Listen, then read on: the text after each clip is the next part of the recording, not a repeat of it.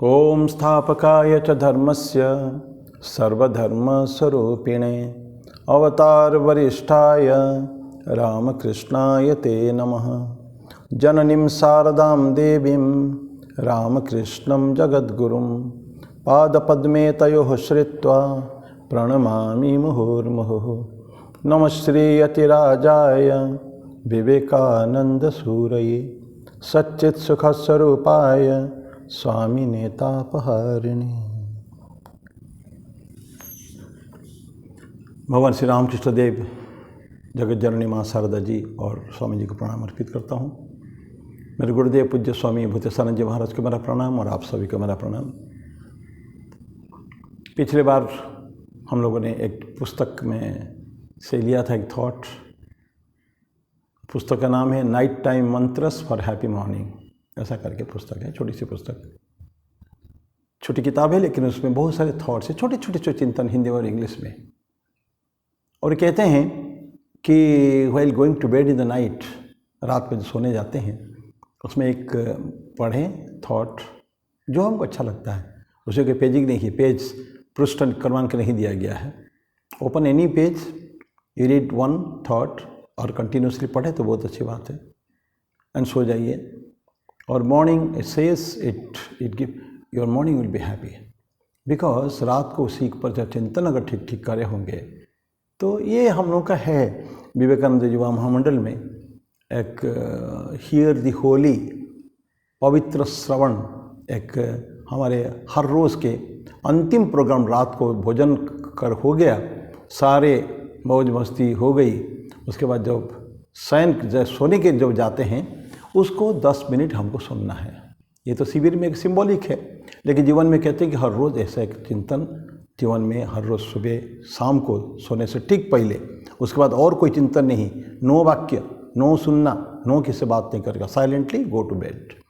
And देखेंगे कि धीरे धीरे that will be reflected in our life also. In the morning will be the other, next day will be pleasant. तो ये है उसका है। उसमें से फिर एक थॉट आज मैं ले रहा हूँ। थॉट्स वैसे ही बड़ा अच्छे चिंतन हैं। आज का जो चिंतन वो है कि एक नन्हा बीज भी जानता है, उसे अगर जीवन में ऊंचाइयों को छूना है तो उस बीज को मिट्टी में गिरना पड़ेगा, अंधकार में रहना पड़ेगा और प्रकाश के लिए संघर्ष करना पड़ेगा। ये 3 बातें। क्या चाहिए उनको, लक्ष्य क्या है, फिर मैं पढ़ूँ। एक नन्हा बीज, छोटा बीज भी जानता है। अगर बीज को हम पर्सनिफाई करते हैं, उसको एक हीरो बनाते हैं, ही नोस, मुझे अगर बुलंदियों को छूना है तो मुझे आसमान में मैं पैदा ये नहीं होगा, अंकुरण नहीं होता है, मुझे मिट्टी में गिरना पड़ेगा, अंकुरण मिट्टी में ही होता है। और मन को अंधकार में रहना पड़ता है, मिट्टी के नीचे, मिट्टी के ऊपर नहीं।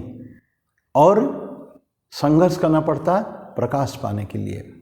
धीरे धीरे धीरे सो अंकुरण जो अंदर ही अंदर होता है, खाद मिट्टी सो दे के होता है, तो उसके बाद वो धीरे धीरे आगे बढ़ता है, ऊंचा बढ़ता है और ऊंचाई कुछ होता है।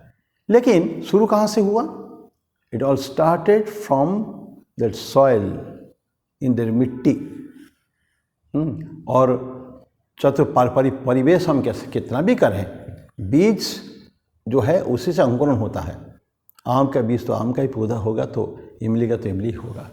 तो स्वामी जी विवेकानंद बोलते हैं कि एक बीज को हमने मिट्टी में बोया, क्या वो मिट्टी और पानी या ये सब हो जाता है? नहीं, वो अपनी प्रकृति के हिसाब से वो पेड़ उगता है और अपने हिसाब से फल देता है। तो ये बीज जानता है कि मुझे अगर ऊंचाई छूना है, दैट मीन्स हाइट्स। सभी पौधे बहुत हाइट पे नहीं जाते हैं, लेकिन अगर हम एक अश्वत्थ का रहे, वटवृक्ष बोले, या वैसे यूकालिप्टस टाइप के बहुत बड़े बड़े हैं, और ऐसे जंगलों में तो होता है सिकोया, और बड़े बहुत सारे ऐसे जंगल में होते हैं, तो huge, very tall, extremely tall, बहुत बड़े बड़े प्लांट होते हैं। क्यों? उनके आलोक चाहिए। देयर इज ए कंपटीशन, घने जंगल में देयर इज ए कंपटीशन। तो इसके लिए उसको प्रकाश पाने के लिए ऊपर जाना पड़ता है, ऊंचाइयों को, बुलंदियों को छूना होता है। पर फिर शुरुआत कहाँ से होती है? मिट्टी से होती है। तो हमको घबराना नहीं चाहिए, क्योंकि संघर्ष जीवन का एक वो है, फैक्ट है, ये होता ही है, जीवन में संघर्ष करना पड़ता है। क्योंकि स्वामी जी एक बहुत सुंदर एक उक्ति बोले हैं, इसके ऊपर कभी और वीडियो दे सकते हैं। जीवन एक अनंत संघर्ष एवं मोहभंग की श्रृंखला है। बड़े मेरे को बहुत अच्छा लगता है ये सेइंग। जीवन, स्वामी जी बोलते हैं, अनंत संघर्ष एवं मोहभंग की श्रृंखला है, और जीवन का रहस्य उपभोग नहीं अपितु अनुभूति के द्वारा शिक्षा प्राप्त करना है, ये स्वामी जी बोलते हैं। तो अनंत संघर्ष struggle is always there in our life, तो हमेशा रहता है संघर्ष। अंतर्द्वंद्व ये तो है ही है। कहते हैं ना, भगवद गीता एक एलिगोरी है, वो हमारे प्रत्येक के अंदर एक Mahabharata war every moment going on between what is the warring, जो पार्टीज कौन है, टीम्स, हमारे अंदर की सत्प्रवृत्तियाँ और कुप्रवृत्तियाँ, ये संघर्ष, अंतर्द्वंद्व हमेशा रहता है, हृदय में, मन में रहता है कि ये करूँ कि वो करूँ। Options we weigh on the various options, then बुद्धि हमारी एक निर्णय लेती है कि हाँ तो कि ये करना है। पर संघर्ष जरूर है बहुत, प्रत्येक व्यक्ति के अंदर ऑलमोस्ट कोई ऐसा नहीं कह सकता कि मेरा अंतर्द्वंद्व नहीं है, तो संघर्ष है। तो लेकिन ये क्या बोलते हैं कि पहले तुमको मिट्टी में पड़ना पड़ेगा। कहाँ? परिवेश जो है हमको हमेशा फेवरेबल नहीं मिल सकता है, अनुकूल परिस्थिति नहीं हो सकता है, होना कोई आवश्यक नहीं है। हो सकता है कि हमको गलत परिवेश में रहना पड़े, वहीं से हमको उठना है। और क्या करना? अंधकार में रहना पड़ेगा। प्रकाश भी हमेशा हमको नहीं मिलेगा, सभी नहीं है।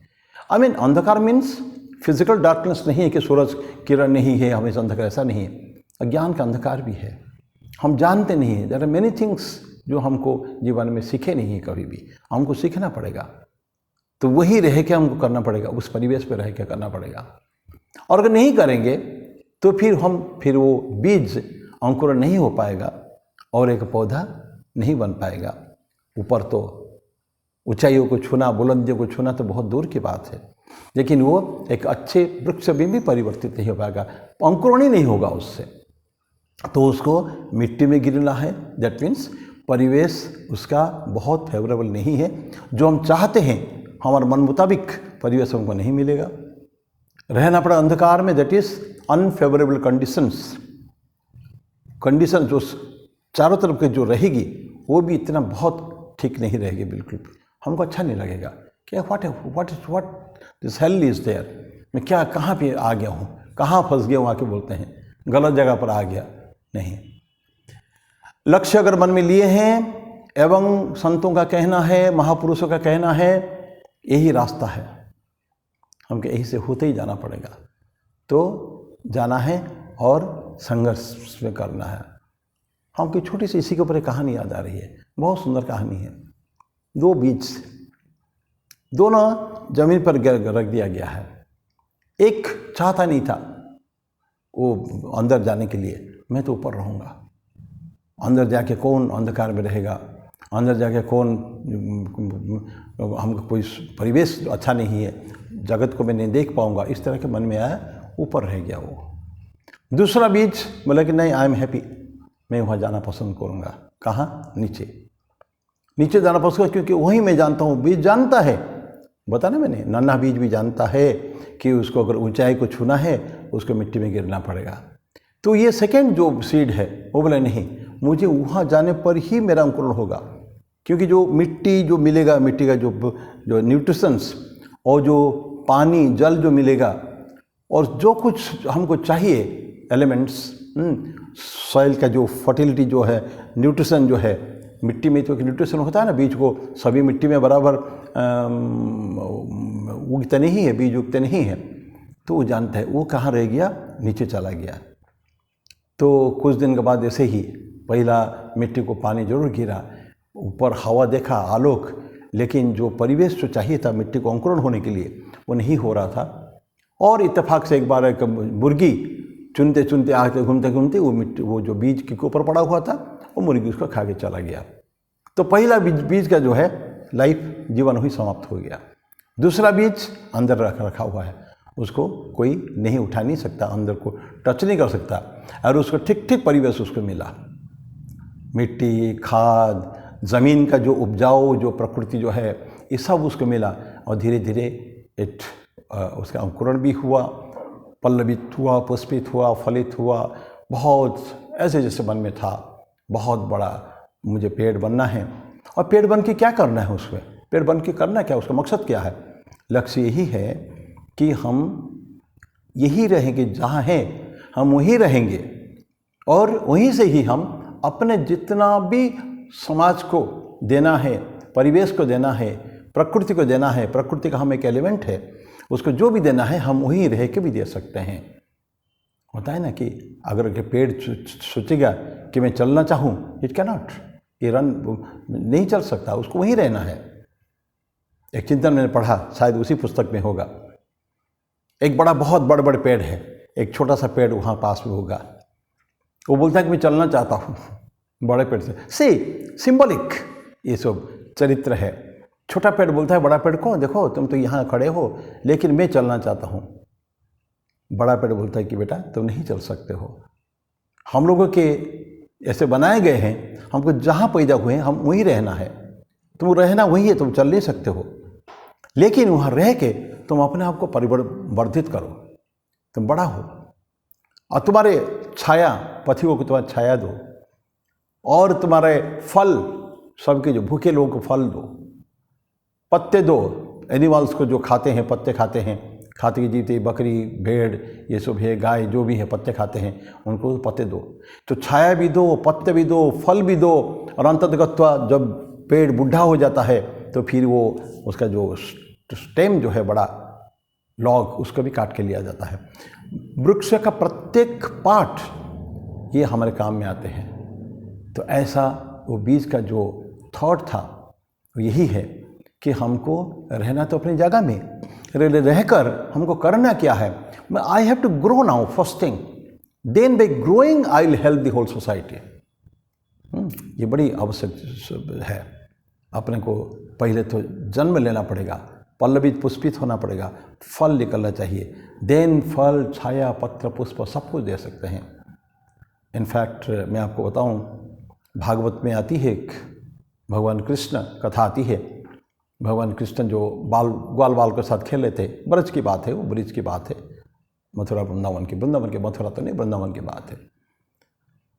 खेल रहे हैं दोपहर में और वहाँ थोड़ी थोड़ी गर्मी है, बाहर माने काफ़ी बाहर है, लेकिन पेड़ों के नीचे और लोग आश्रय ले रहे हैं। थोड़ा सा झिप झिप झिप झिप बूंदाबांदी भी हो रही है, इधर चिलचिलाती धूप भी है। तो उस समय भगवान कृष्ण पेड़ों को बोलते हैं, पश्यतान महाभागान, ये देखो, ग्वाला वाले बोलते हैं ये जो पेड़ों को देखो ये महाभाग है, ये बड़े बड़े बहुत महान है, महर्षि ऋषि जैसा है। क्यों? ये सब कुछ दुख कष्ट खुद सहते हैं, धूप छाँव, धूप सहते हैं, हमको छाया देते हैं, बरसात को भी रोक लेते हैं काफ़ी कुछ, ताकि हमारे पर बरसात का बूंदे ज़्यादा न आए। और उसका प्रत्येक पार्ट, उसका जड़ से लेकर, उसका स्टेम से, उसका बॉडी से लेकर और सारा पत्ते पुष्प जो कुछ है, फल फूल सब कुछ काम में आता है, कभी भी कोई नष्ट नहीं होता उसमें, ऐसा बोलते हैं। ये फिर अंत में फिर भगवान कृष्ण सेवा की बात करते हैं। यथावत जन्म साफल्यम देहि नाम यह देहिषु प्राणी अर्थे धिया बाता श्रेय आचरण सदा। अपना प्राण देकर, बुद्धि देकर, बात देकर, सब कुछ वचन देकर तुम दूसरों की सेवा करो, है ना। तो श्रेय आचरण, अच्छे आचरण हमेशा करें। कैसे? By serving others, by our own products, जो हमारे शरीर को देकर हम लोगों की सेवा कर सकते हैं। So this is how today's thought is कि हमको ऊंचा जाना है, जीवन में कुछ बड़ा काम करना है, समाज की सेवा ही करनी है, और लेकिन उसके लिए रहना कहाँ पड़ेगा? परिवेश। तो परिवेश की को बहुत ज़्यादा केयर न लेते हुए शुरू में, अगर वो हम परिवेश हमको अच्छे वृक्ष बनने में मदद कर रहा हो तो उस परिवेश में हमको रहना पड़ेगा, घबराना नहीं चाहिए। दैट इज़, तो हम लोग इंसान के जीवन में भी ठीक ऐसे ही है, हमको कभी भी should not be worried about the condition we are in. नहीं, मन में अगर लक्ष्य महान है, अगर हम चाहते कि नहीं I will do something great, तो हम देखेंगे हमको डेफिनेटली इच्छा होगी कि जहाँ भी जिस अवस्था में, जाहि विधि राखे राम ताहि विधि रही है, जिस अवस्था में रखा हुआ उसी अवस्था में रहेंगे।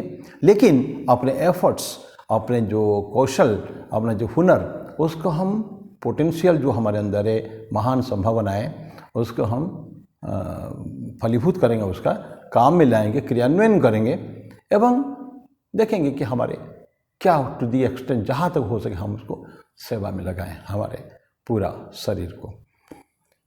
तो आज मैं वाणी को वहीं विराम देता हूँ। तो हमारे जीवन में संघर्ष संघर्ष संघर्ष चाहिए। ओम शांति शांति शांति। हरि ओम तत्सत। श्री राम कृष्णार्पणमस्तु।